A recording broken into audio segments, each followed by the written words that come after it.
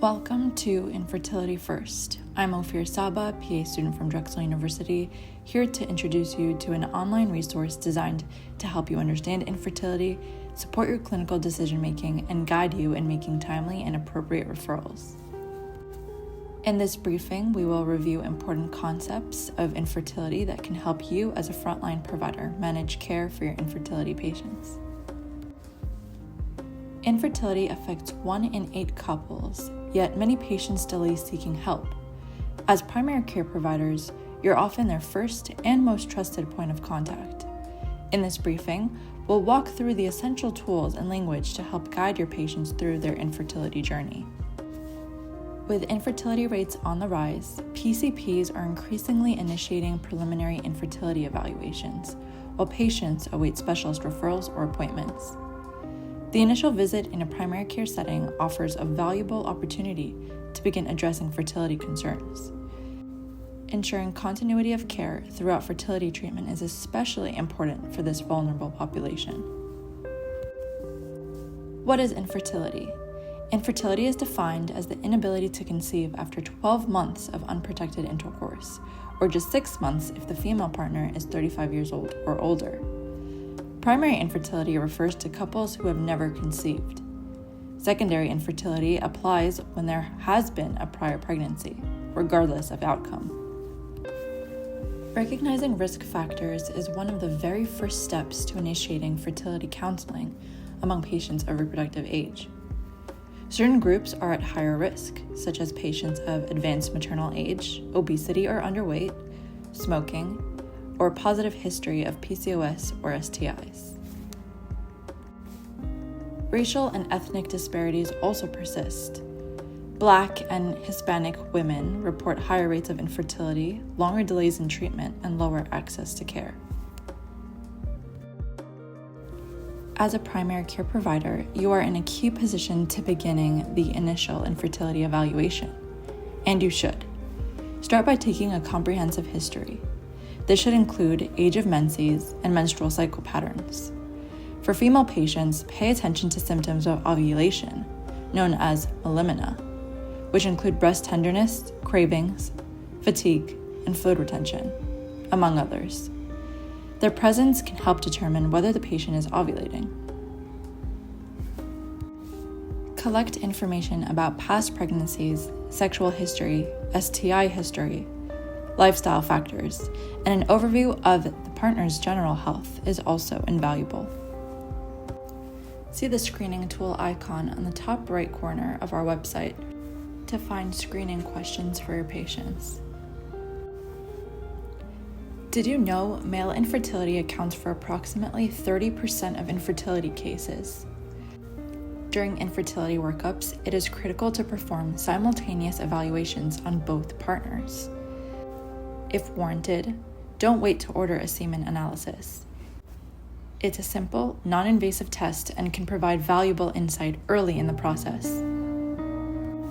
Ordering labs is a key component to infertility workups. According to Practice Committee of ASRM and ACOG guidelines, here's how you can start. For females, draw FSH, LH, and estradiol, or E2, on day 3 of menstrual cycle to assess ovarian reserve. High FSH and low E2 or estradiol may suggest diminished ovarian reserve. Elevated LH levels, often with an elevated LH to FSH ratio, are common in PCOS and can lead to irregular periods or anovulation. Additionally, high LH levels may indicate primary ovarian insufficiency or premature ovarian failure. Another lab you can order is TSH with reflex T4, if not done already. This screens for thyroid dysfunction. As you know, both hypo and hyperthyroidism can disrupt ovulation and menstrual cycles. Progesterone should also be ordered on day 21 or 7 days post-ovulation to confirm ovulation and endometrial readiness. You can also check prolactin levels. If available at your practice, anti-Mullerian hormone, or AMH, is a blood test that reflects ovarian reserve and estimated egg count, and it's not cycle dependent. If indicated, refer for patient ultrasound or hysterosalpingogram, HSG, to assess the uterus and fallopian tubes. For males, refer patients out for a semen analysis. Just like females, blood tests are a key part of evaluating male infertility. Commonly tested hormones include FSH, LH, testosterone, and sometimes prolactin. This can identify a hormone imbalance as an underlying cause for this patient's infertility.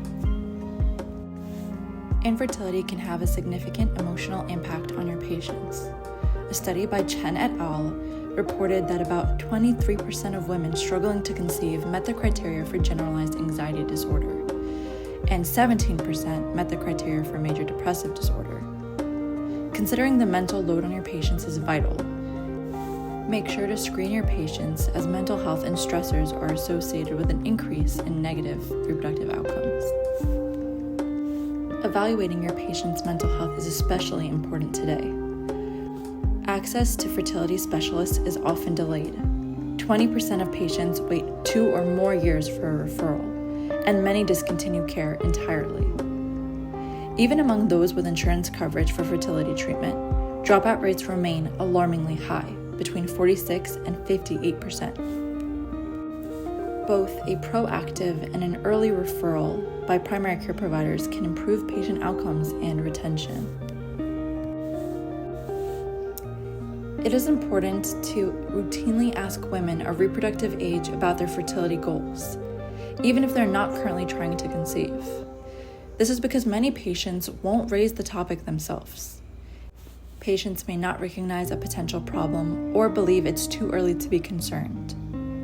Others are postponing pregnancy due to careers, education, or financial planning, often without full awareness that fertility begins to decline with age. Research shows that many women significantly underestimate how quickly fertility decreases after the age of 35.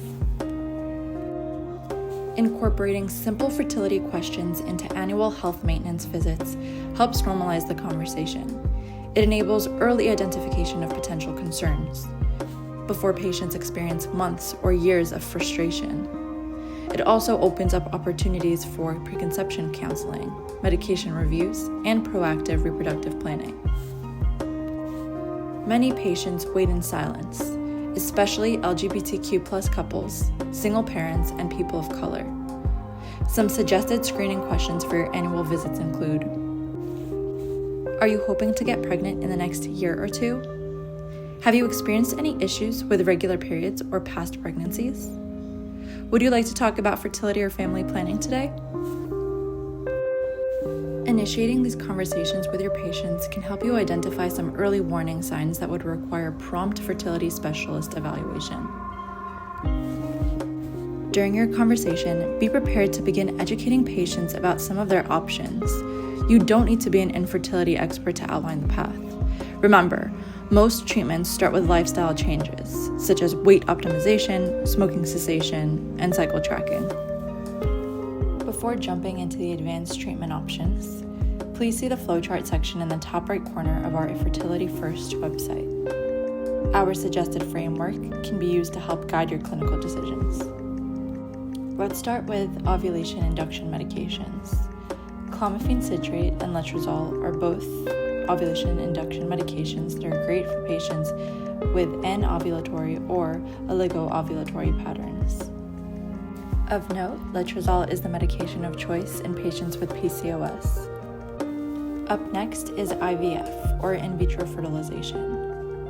The process begins with ovarian stimulation. The patient takes hormone injections or medications for about 8 to 14 days to encourage the ovaries to produce multiple eggs. During this time, the reproductive team monitors progression with ultrasounds and blood tests. Once the eggs are mature, they're retrieved from the ovaries during a minor outpatient procedure, usually under light sedation. At the same time, a sperm sample is collected from the partner or donor. In the lab, the eggs and sperm are combined to create embryos. After a few days of growth, 1 or more healthy embryos are selected and transferred into the uterus. The embryo transfer is a quick and generally painless procedure. And about 9 to 12 days later, the patient will be given a pregnancy test to see if implantation was successful. Patients should know that IVF can take several weeks per cycle, and it may take more than one cycle to achieve pregnancy. It can be physically, emotionally, and financially demanding. IUI, or intrauterine insemination, is a procedure where washed and concentrated sperm is placed directly into the uterus around the time of ovulation. It can be done naturally during a natural cycle or with ovulation-stimulating medications. It is a less invasive and less expensive option than IVF, often used for unexplained infertility, mild male factor infertility, or donor sperm. Intracytoplasmic sperm injections, or ICSI, is a specialized IVF technique where single sperm is injected directly into an egg using a microscope. This technique is especially useful for male factor infertility. The resulting embryo is then transferred to the uterus, just like in regular IVF. Frozen embryo transfer, or FET, is when an embryo that was previously created and frozen during an earlier IVF cycle is thawed and transferred into the uterus. This can be done in a natural cycle or medicated cycle. FET allows flexibility in timing and can lower physical and emotional burdens compared to a fresh cycle. Lastly, a semen analysis is a lab test to evaluate the health and quality of sperm. It measures the count or concentration, how many sperm per milliliter, motility, how well they move, morphology, how they are shaped. Additionally, these tests also check volume, pH, and presence of white blood cells. This test is often done early in fertility workups because it's non-invasive and provides key information. Please see the modules section in the top right corner of our website for more information. These modules consist of hand-picked videos to help widen your knowledge of infertility. Infertility is a common, complex, and deeply personal issue. As a primary care provider, your guidance can prevent delays and change lives. Your role is not just to refer, it's to recognize, validate, and initiate the conversation. Early action matters. Thank you for taking the time to support your patients on their fertility journey.